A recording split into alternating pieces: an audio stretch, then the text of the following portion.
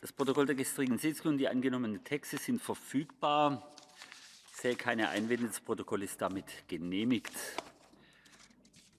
Als nächster Punkt der Tagesordnung folgt die Fragestunde mit Anfragen an die Kommission gemäß Artikel 137 der Geschäftsordnung. Ich begrüße Frau Kommissarin Simson zu dieser Fragestunde. Das Thema der Fragestunde lautet: Wie lässt sich die Energieversorgungssicherheit in der EU im Jahre 2023 gewährleisten? Die Fragestunde wird etwa 90 Minuten dauern. Die Redezeiten sind 1 Minute, um eine Frage zu stellen, 2 Minuten für die Antwort, 30 Sekunden für eine Zusatzfrage und weitere 2 Minuten für die Antwort.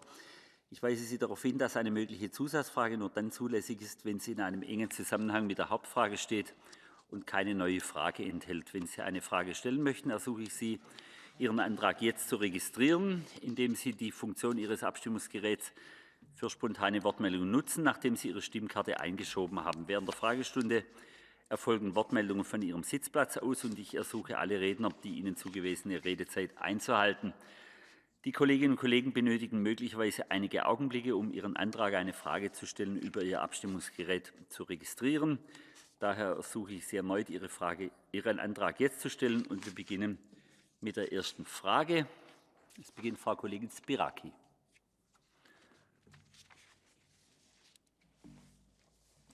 Thank you, Mr. President. Commissioner Simson, my question is concerning on the issue of production of green hydrogen in the framework of how to ensure energy security in the period of 2023.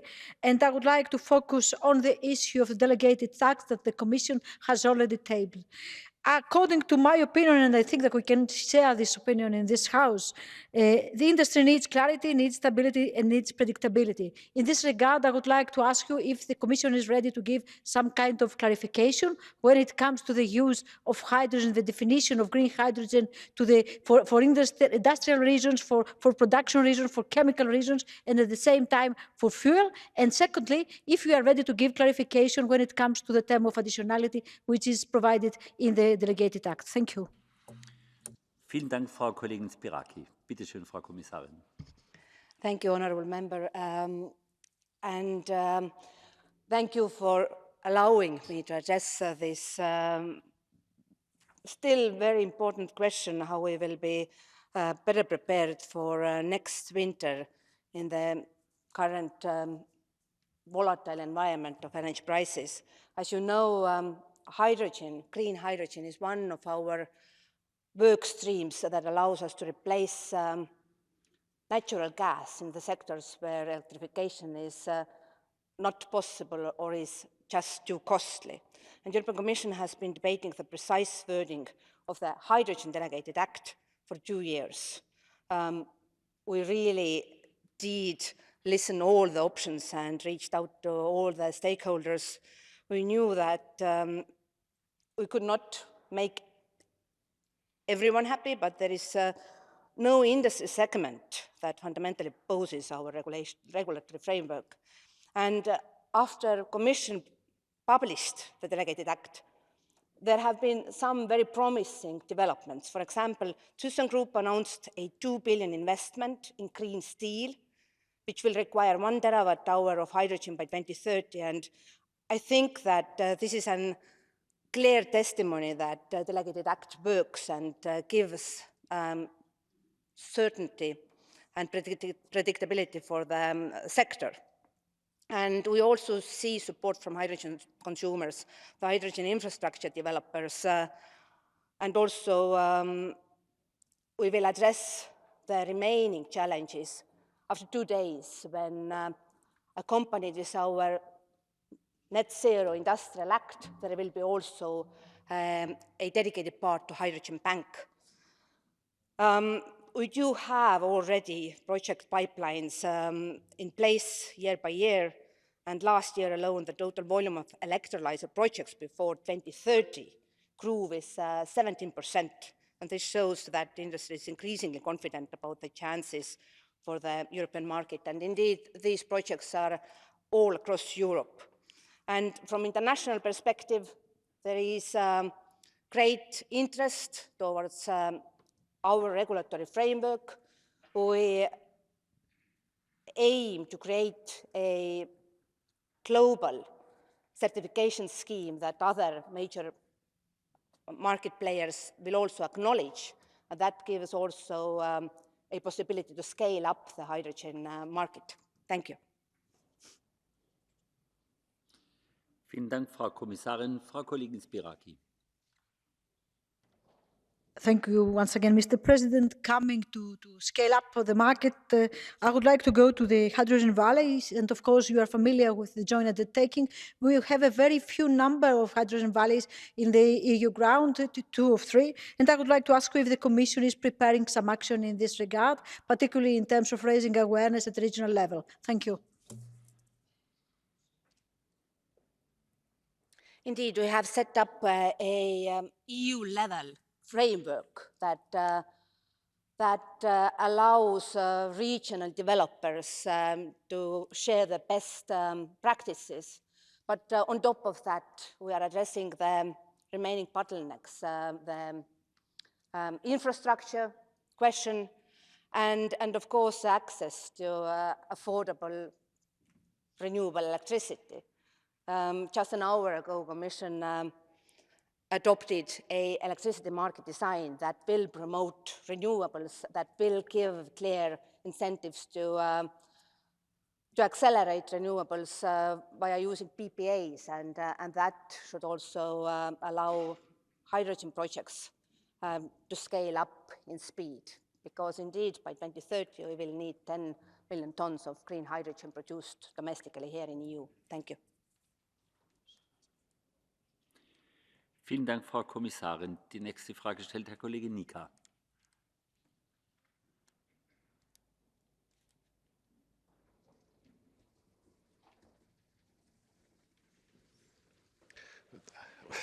Mulțumesc, domnule președinte. Doamna comisar, pentru mine și grupul meu politic este foarte clar că dacă vrem să avem o securitate energetică în Uniunea Europeană, trebuie să ne uităm la modul în care reușim să reducem, să eliminăm această volatilitate excesivă a pieței de energie electrică, de gaze în Uniunea Europeană. Este clar că trebuie să creștem capacitățile de energii regenerabile, eficiența energetică și este pentru mine o întrebare. Cum facem ca, încercând să creștem foarte mult cantitatea de energie regenerabilă, să nu creăm o altă dependență de energiile prime necesare care să contribuie la producerea panourilor solare și în special mă refer la baterii, avem materiale critice și cum facem ca acest lucru să nu se transforme într-o nouă dependență și care este strategia Comisiei Europene în acest sens. Mulțumesc. Vielen Dank, Frau Kommissarin. Thank you for this question, and indeed, we are at this stage in the situation where prices are not as high as they were last year. Last year, it was just a matter of survival. But despite the decrease of electricity and, of course, gas prices, they remain higher than in regions where partially domestic consumption is produced using gas and oil produced in these regions, for example, in the United States. And that means that our only long-lasting and sustainable way to deliver affordable and relatively low prices for our consumers is to accelerate renewables. We don't want to create another dependency, and I know that on the renewable side, there are several bottlenecks that make it difficult to accelerate. The first one was permitting, and that we addressed with our Renewable Energy Directive, but also with some of the Article 122 temporary proposals. Then there is a problem how to connect these renewable installations into the grid. We have to address the grid developments, and we will do so. And on top of that, from where the wind engines for windmills or solar panels are coming from, that question we will address after tomorrow with our Net Zero Industry Act. We have to bring some of the production back to Europe, and mainly we will address we cannot address with Net Zero Industry Act all the possible sectors, but we will address the sectors where Europe still keeps the global leadership or where we might create new vulnerabilities. And solar industry, for sure, is such a sector where right now majority of the panels are coming from the only single supplier. But saying that, last year was a very good year for solar. It was 41 gigawatts of new installations, record year, and we do expect that this year will be another record year, and so it will continue because solar sector has already announced that they do expect 53 gigawatts this year of new installations. Thank you. Vielen Dank, Herr Kollege Nica.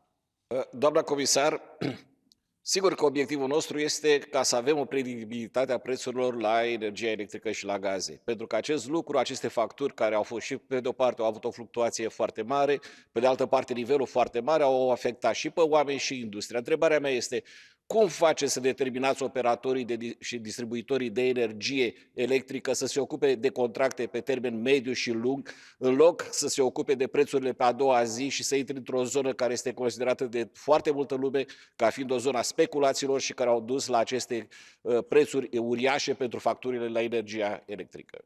Mulțumesc! Vielen Dank, Frau Kommissarin. One of the challenges of last year for consumers was that despite the fact that wind and solar in 2022 provided more electricity to our grids than coal, the affordable pricing was not felt by retail consumers. And we aim to solve this issue by promoting long-term contracts that will give investment incentives for project developers, but also allow not only industry, but also small and medium companies and retail consumers to opt for predictable pricing schemes. And these kind of power purchase agreements were existing already under current regulation. Now we have mapped all the shortcomings that have not made these schemes as popular as we think they are necessary, because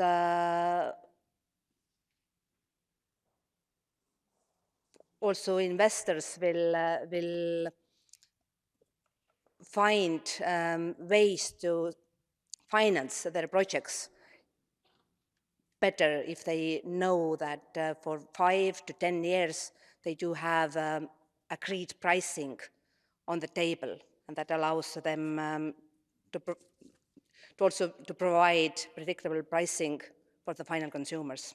Thank you. Vielen Dank, Frau Kommissarin. Die nächste Frage kommt von Herrn Kollegen Flecho.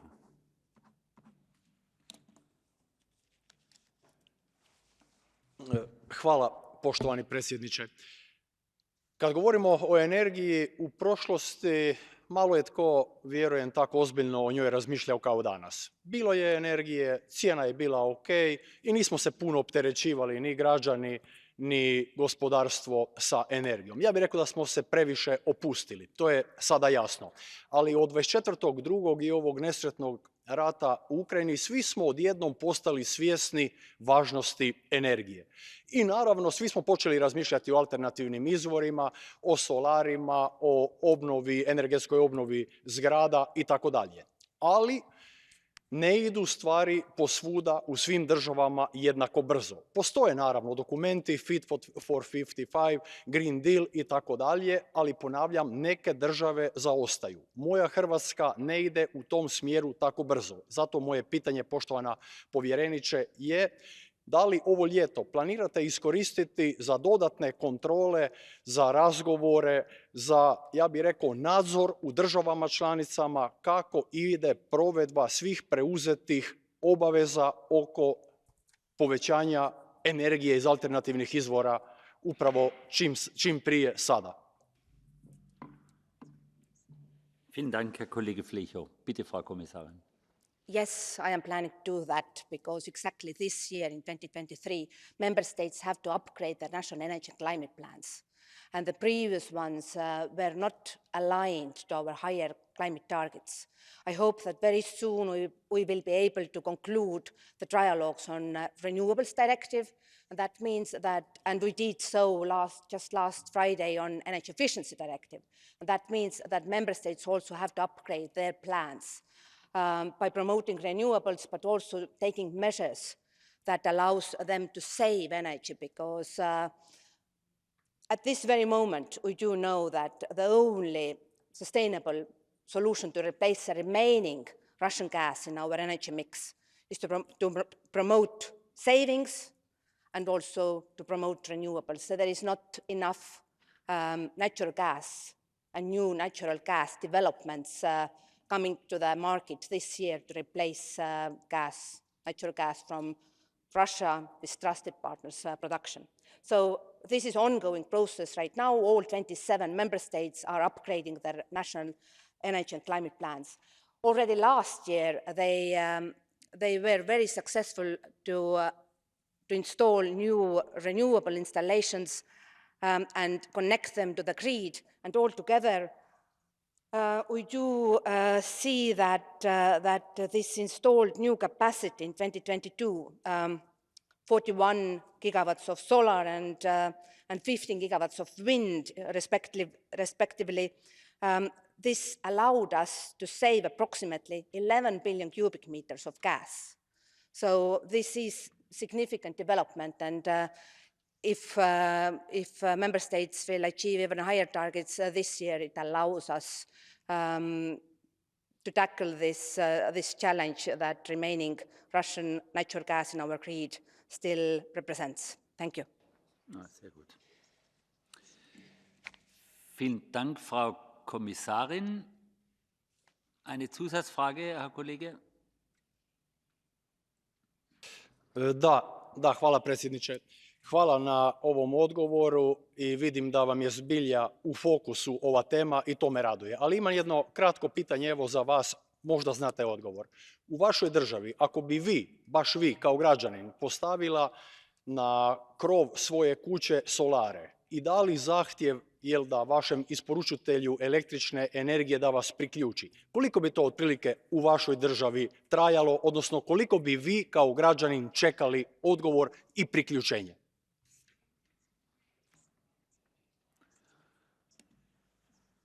Vielen Dank, Frau Kommissarin. We addressed this issue with one of the Article 122 proposals, that solar rooftop should be granted a grid access in very short time frame. But of course, temporary emergency measures will expire. And that is the reason why we have to address this issue also under the ordinary legislation. Now, the question was, what do I think, how long will it take in my home country? And I think that I'm coming from the country where it is relatively fast due to the fact that our grid is digitalized, and that allows distribution system operators to accommodate more renewables. So digitalization is a key. And this is one of the challenges that many bigger member states will face, but we will, from our side, promote that, and we will also advise member states to use some of the recovery funds exactly to strengthen the grid, because this seems to be the next bottleneck after the permitting procedures. Thank you. Vielen Dank, Frau Kommissarin. Die nächste Frage kommt von Herrn Kollegen Buschoi. Thank you so much, President. Dear Commissioners, as we should remain committed to our climate goals and also to the principles of free market and competition, this past year and a half, when we have living in the under extraordinary circumstances with the high prices of energy because of the pandemics, then of course, because of the market manipulation by Russia, and then because of the aggression of Russia against Ukraine, show us that we need to have instruments to intervene when it is clearly market manipulation and or high volatility. I welcome the proposal that will be released today, EMD. Therefore, some measures will have to be considered to manage better the vulnerabilities and price volatilities. In your opinion, will EMD strike a balance between building a market, incentivizing the investments and low carbon solutions on one hand, and reducing volatility on the other hand? Thank you so much. Vielen Dank, Herr Kollege. Bitte, Frau Kommissarin.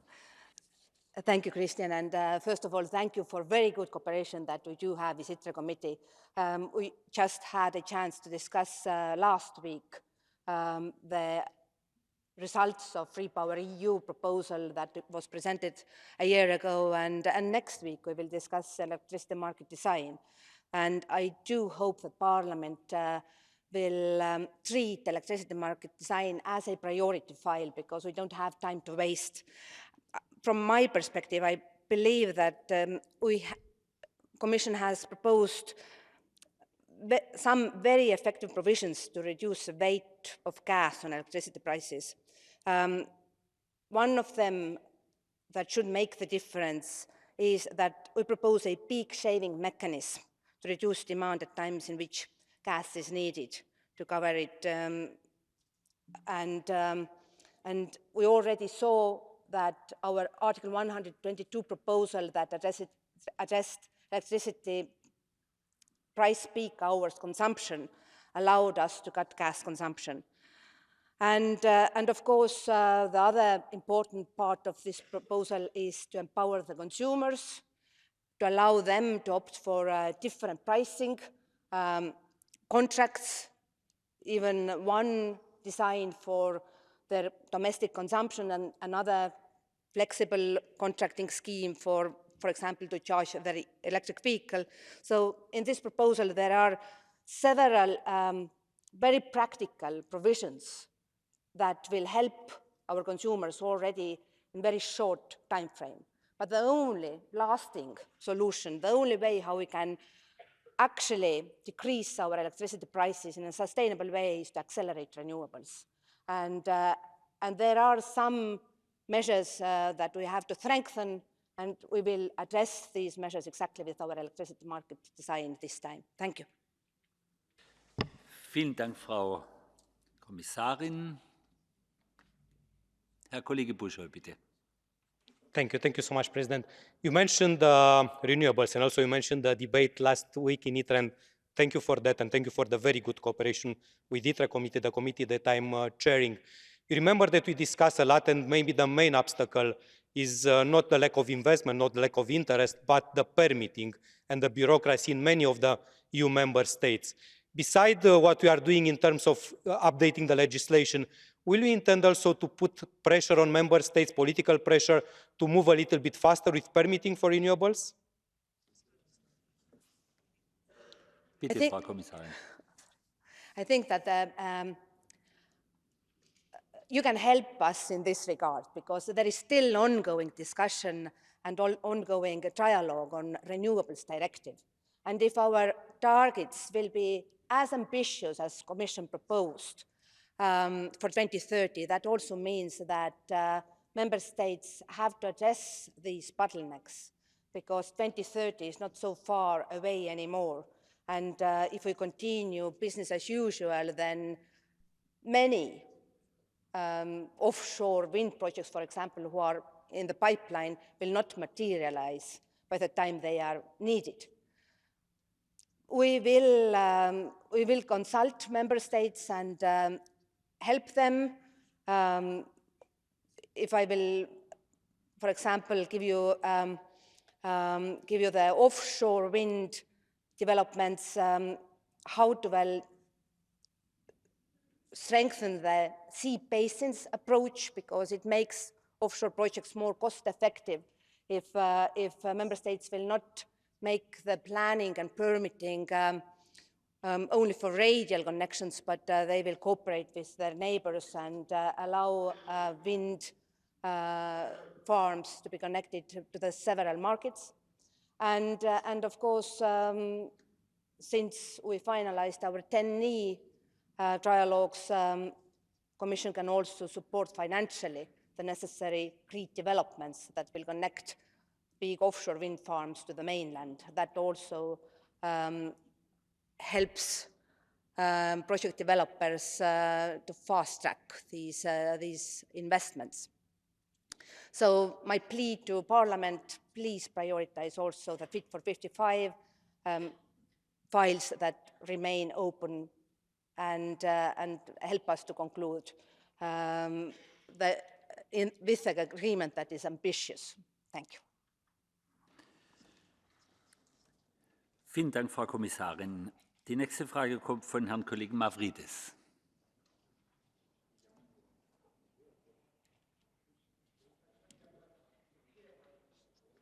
Microphone, please. Ευχαριστώ, κύριε Πρόεδρε. Κύριε Commissioner, θα χρειαστείτε τα headphones. Η ενεργειακή ασφάλεια είναι σημαντικός πυλώνας για επίτευξη του στόχου μας ως Ευρωπαϊκή Ένωση για στρατηγική αυτονομία. Σημαντική παράμετρος της ενεργειακής μας ασφάλειας είναι και η απεξάρτηση από αυταρχικά καθεστώτα, όπως αυτό του Πούτιν. Αυτό όμως σημαίνει ότι διαμορφώσαμε και ένα αυστηρό πλαίσιο κυρώσεων. Πώς μπορούμε να απεξαρτηθούμε από τέτοια αυταρχικά καθεστώτα και όχι μόνο του Πούτιν, και αναμένω την απάντησή σας στο κατά πόσον το καθεστώς Ερντογάν σήμερα εξυπηρετεί τα δικά μας συμφέροντα ή τα συμφέροντα του Πούτιν. Το δεύτερο μου ερώτημα. Τα κοιτάσματα του φυσικού αερίου στην Ανατολική Μεσόγειο είναι στρατηγικής σημασίας και για το μεταβατικό στάδιο, αλλά και για την μείωση των τιμών στους καταναλωτές, στην οποία προηγουμένως αναφερθήκατε. Αισθάνεστε ότι σήμερα υπάρχει τέτοια προτεραιότητα και πώς το τεκμηριώνετε με συγκεκριμένα παραδείγματα. Ευχαριστώ. Vielen Dank, Herr Kollege Mavridis. Ich will mal darauf hinweisen, dass es sich um eine Question Time handelt und nicht um eine Questions Time.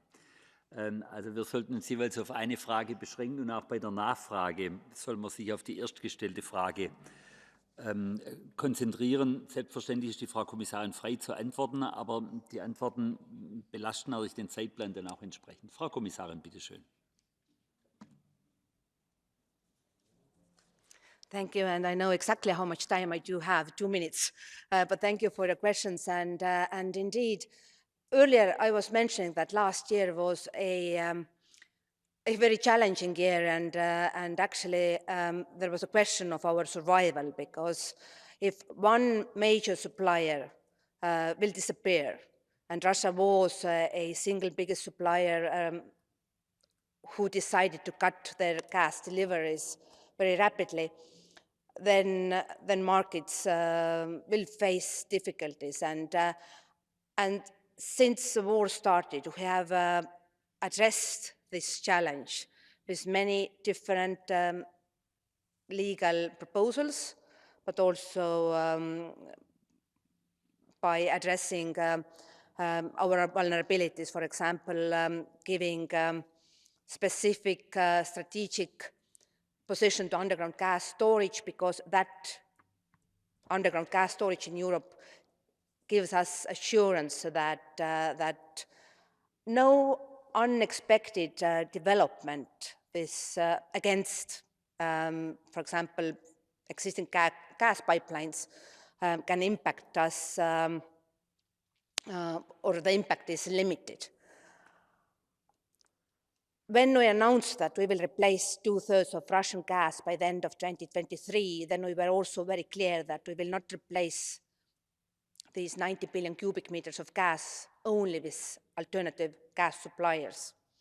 We were very successful. We attracted additional LNG shipments, and indeed the trusted, reliable partners who were connected with Europe via pipeline, like Norway, Algeria, Azerbaijan, who uses pipeline via Turkey, they were able to increase shipments. But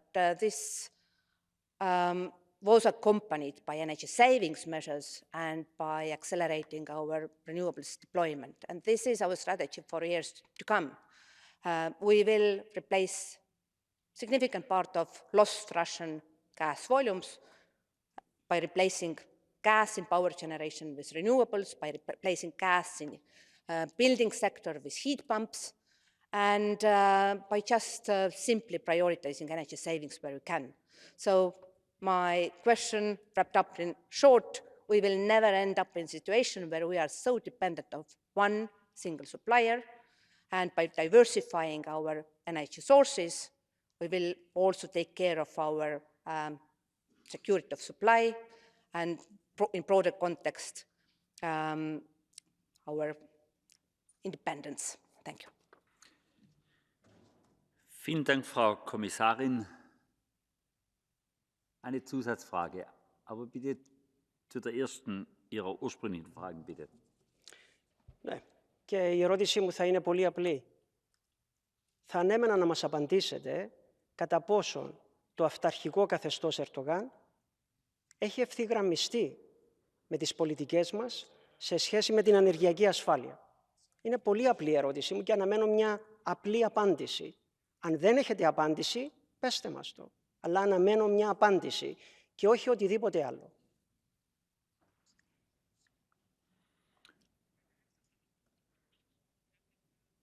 Bitte, Frau Kommissarin. Me and my services, we do have several energy dialogues with important energy partners, but not with Turkey, because we don't have a council mandate for that. So we don't have energy dialogue with Turkey.